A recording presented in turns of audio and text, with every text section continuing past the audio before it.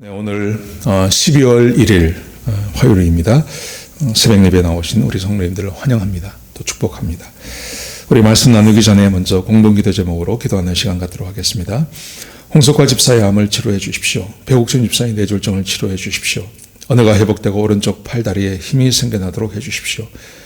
과간나 집사의 허리를 치료해 주십시오. 고나다 집사가 다시 걷도록 해 주십시오. 정승 형제의 어머니의 암을 치료해 주십시오. 김태남 집사를 회복시켜 주십시오. 오기선 어린이의 12월 8일 골수이식 수술이 성공하게 해주십시오. 강봉 장로의 임파선암을 치료해 주십시오. 우한 폐렴으로부터 허리를 지켜주십시오. 예수님의 이름으로 기도합니다. 아멘. 아멘. 오늘은 다니엘서 7장 1절에서 14절까지 말씀입니다. 1장에서 6장까지는 다니엘의 어떤 개인적인 이야기 그리고 다니엘이 겪었던 이야기를 쭉 기록해 놓고 있습니다. 그래서 굉장히 재미도 있고 또 박진감도 있고 그런 말씀입니다. 그런데 이제 7장에 들어와서부터는 하나님께서 다니엘에게 주시는 하나님의 그 예언의 말씀이 기록되어져 있습니다. 근데 이게 상당히 좀 난해합니다. 그리고 어렵습니다.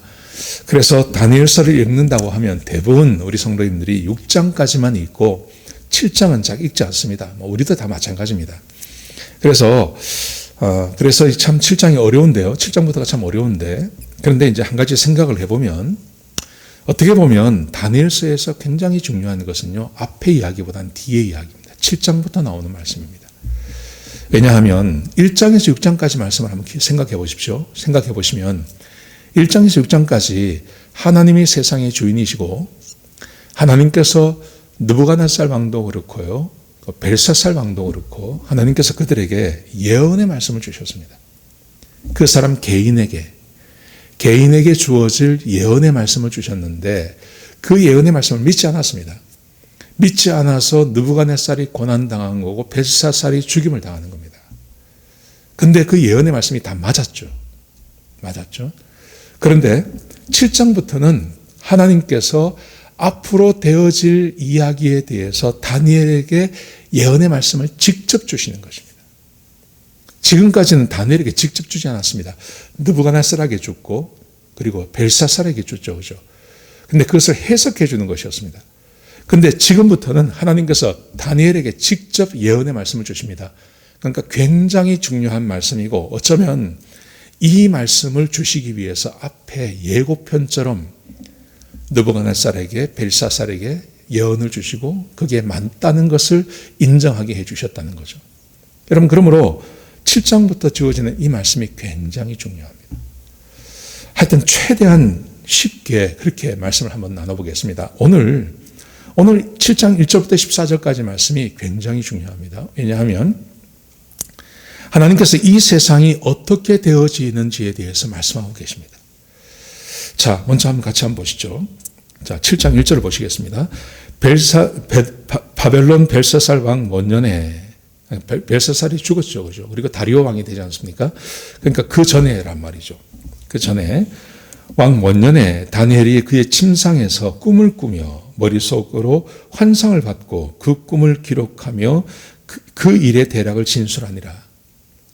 다니엘이 진술하여 이르되 내가 밤에 환상을 보았는데 하늘에 네 바람이 큰 바다로 몰려 불더니 큰 짐승 넷이 바다에서 나오는데 그 모양이 각각 다르더라. 큰 짐승 넷이 바다에서 나왔습니다. 자, 그 짐승이 뭐냐 하면 7장 4절에 보시면 사자예요. 사자는 여기서 말하는 사자는 바벨론을 말하는 것입니다. 현재 다니엘이 벨사살 왕이 있는 바벨론에 살지 않습니까? 그 바벨론에 사는 것입니다. 바벨론을 말하는 것입니다. 여러분 이 장에 보시면 하나님께서 느부갓네살 왕에게 꿈을 하나 보여주시죠. 그게 머리는 금으로 되어 있고 팔과 가슴은 은으로 되어 있고 그 다음에 배는 노스로 되어 있고 다리는 쇠로 되어 있고 발은 쇠와 흙이 섞여 있는 그런 신상을 보여주지 않습니까?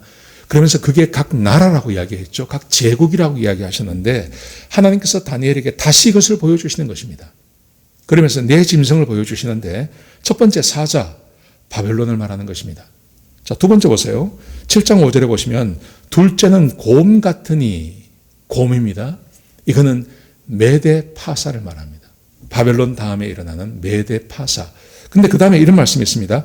그것이 몸 한쪽을 들었고, 몸이 있는데, 사자가 있는, 곰이 있는데, 이 곰이 몸 한쪽을 들었다는 말은 한쪽으로 옮겨졌다는 말입니다.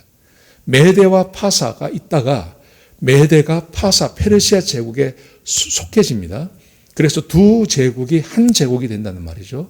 이걸 두 번째 제국, 메대와 파사, 그리고 페르시아를 말하는 것입니다. 자, 세 번째 보십시오. 7장 6절에 보시면 그 후에 내가 또 본즉 다른 짐승 곧 표범과 같은 것이 있는데, 이 표범은 누굴 말하는 거냐 하면 헬라를 말하는 겁니다. 그릭, 헬라인데 그 특징을 이렇게 말합니다. 그 등에는 새의 날개 넷이 있고 그 짐승에게 또 머리 넷이 있으며 권세를 받았더라. 새 같은 이 표범 굉장히 날쌔지 않습니까? 근데 거기에 날개까지 달았어요. 그러니까 굉장히 빨리 움직이는 것을 말하는데, 헬라 제국의 특징이 속도전입니다. 굉장히 빠릅니다. 13년 만에 전 나라를, 전 제국, 그때 전 세계를 다 통일해버리지 않습니까? 저 인도까지요. 그러니까 빨리 움직이는 표범, 이것은 헬라 제국을 말하는 것입니다. 알렉산더 대왕을 말하는 것입니다. 자, 그런데 머리 넷이 있는데 라고 되어 있습니다. 이 헬라 제국이 네 나라로 갈라지는 것을 말하는 것입니다. 하나님께서 바벨론, 그 다음에 일어나는 메데 파사, 헬라 나라까지 정확하게 하나님의 계획을 따라서 제국들이 생겨나는 것을 말하고 계신 것입니다. 자, 그 다음 보십시오. 네 번째 짐승이 있습니다. 7절에 보시면요. 내가 밤 환상 가운데 그 다음에 본 넷째 짐승은 무섭고 놀라우며 또 매우 강하며 또 쇠로 된 이가 있어서 먹고 부스러뜨리고.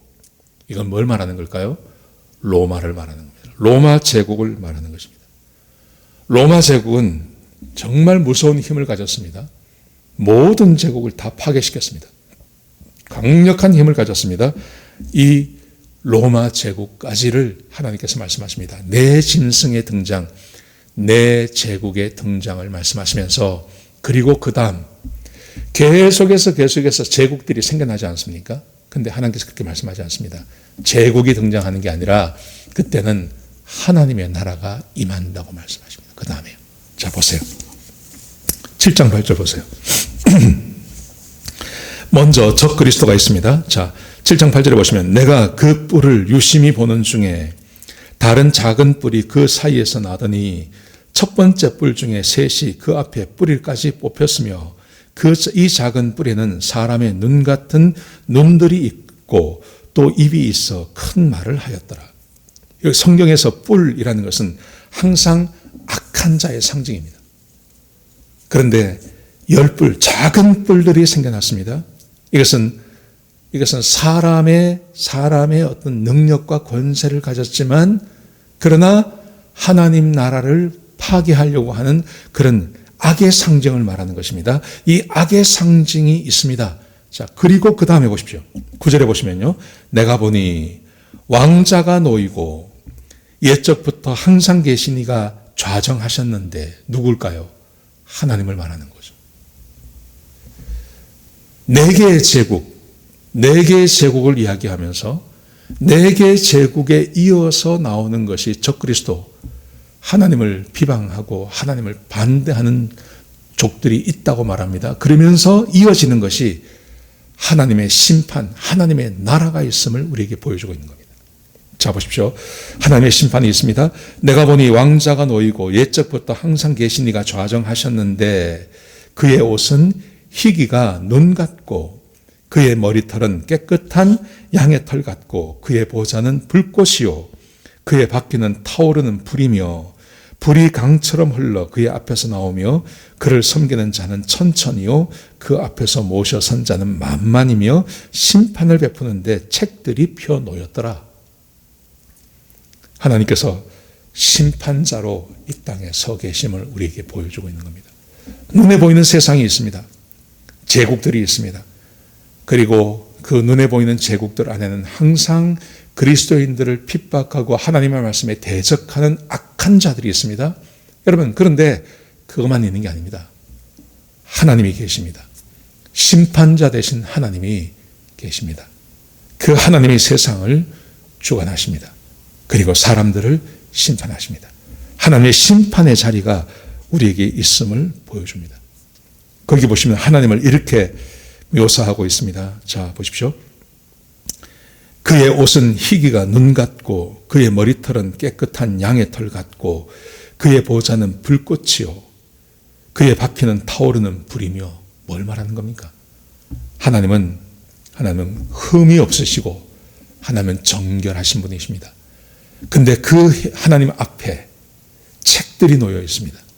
여러분, 이 책들이라는 말은 그 요한계시록 20장에 보면 하나님이 백보좌에 앉았는데 그 앞에 생명책이 놓여 있고 또 책들이 놓여 있다는 말이 있지 않습니까? 똑같은 말입니다. 심판자로 하나님이 세상을 심판하시는 것을 우리에게 보여주고 계시는 것입니다. 자, 그 다음 말씀 보세요. 그 다음 말씀에 보시면 적그리스도, 하나님을 대적하던 자들이 심판받는 모습이 나옵니다. 자, 11절 보십시오.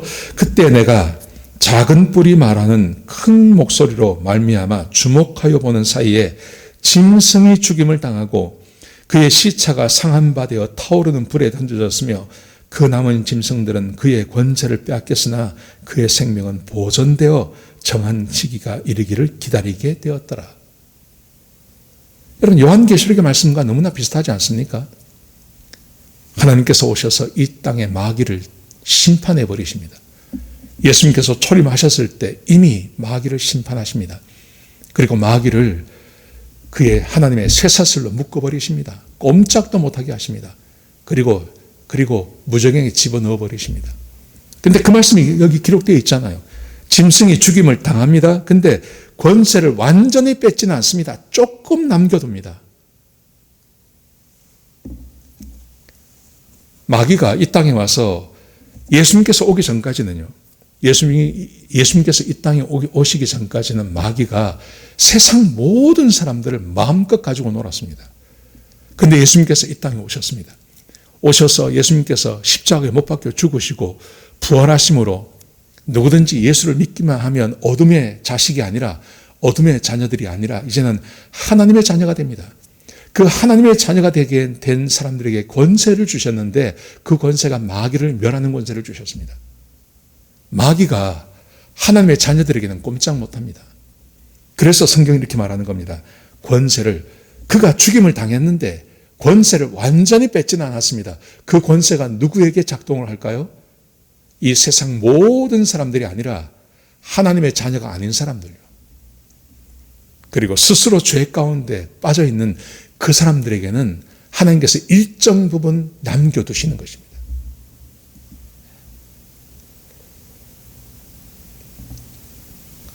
요한계시록의 말씀과 똑같은 말씀입니다. 참으로 놀라운 말씀입니다. 그러므로 마귀는요, 이미 심판받았어요. 1000년이 차야만 되는 게 아닙니다. 1000년 왕국이 된 다음에 그가 잠깐 노임받고 심판받는 게 아니라 마귀는 이미 심판받았습니다. 그런데 지금 잠깐 하나님께서 일정 부분 열어주시는 것입니다. 그리고 이 세상이 끝날 때 그는 마귀는 지옥에 던지시게 되는 것이죠. 그게 종말론 아닙니까? 자, 보세요. 그렇게 말씀하신 다음에 자, 그 다음 말씀해 보시면, 자, 13절을 보시면요. 예수님께서 성육신 하신 것을 말씀하십니다.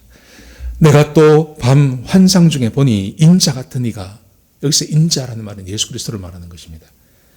하늘 구름을 타고 와서 옛적부터 항상 계신 이에게 나아가 그를 앞으로 인도되매 그에게 권세와 영광과 나라를 주고 모든 백성과 나라들과 다른 언어들을 말하는 모든 자들이 그를 섬기게 하였으니 그의 권세는 소멸되지 아니하는 영원한 권세요 그의 나라는 영원 멸망하지 아니할 것이니라. 예수 그리스도께서 성육신 하셔서 이 땅에 오셔서 하나님의 나라를 세우시는 그 말씀을 우리에게 주고 계시는 것입니다. 여러분 보십시오. 오늘 이 본문의 말씀이 얼마나 대단한 말씀이냐면 바벨론이 등장합니다. 메대 파사가 등장합니다. 그 다음에 헬라가 등장하죠. 로마가 등장하죠. 그렇게 세상에 보이는 나라가 계속 가는 게 아니라 하나님의 나라가 거기에 임하는 겁니다. 하나님의 나라가 임해서 마귀를 멸하시고 하나님께서 세상을 심판하시는 것을 우리에게 말씀하고 계시는 것입니다. 사랑하는 성도 여러분, 우리는 이 땅에 삽니다. 이 땅에 살지만 분명한 것은 우리는 이 땅에 사는 이 땅의 시민만 된 것이 아니라 하나님의 자녀가 되었고 하나님의 권세를 가진 하나님의 나라에 속한 하나님의 백성들이 되었습니다. 그리고 이 세상은 심판받게 될 것입니다. 그러므로 하나님의 백성답게 사는 오늘 하루하루가 되시기를 축복합니다. 하나님의 은혜를 받고 하나님의 백성이 되고 하나님의 말씀을 따라 살고 이 세상에 속하지 않는 하나님의 권세를 받은 그런 권세받은 하나님의 백성답게 하루를 사시는 저와 여러분 되시기를 주의 이름으로 축복합니다. 기도하시겠습니다. 하나님, 귀한 말씀 주셔서 감사합니다. 아버지 하나님, 이 세상에 눈에 보이는 세상이 전부가 아니라 하나님의 나라가 있다고 말씀해 주셨습니다. 하나님께서 이것을 다니엘을 통해서 말씀해 주셨습니다. 우리가 이 말씀을 믿습니다. 하나님, 그러므로 우리는 하나님의 백성답게 살게 하시고 하나님의 나라에 소망 두고 사는 주의 백성들이 되게 축복하여 주옵소서. 주님 감사합니다. 예수님의 귀하신 이름으로 기도드렸습니다. 아멘.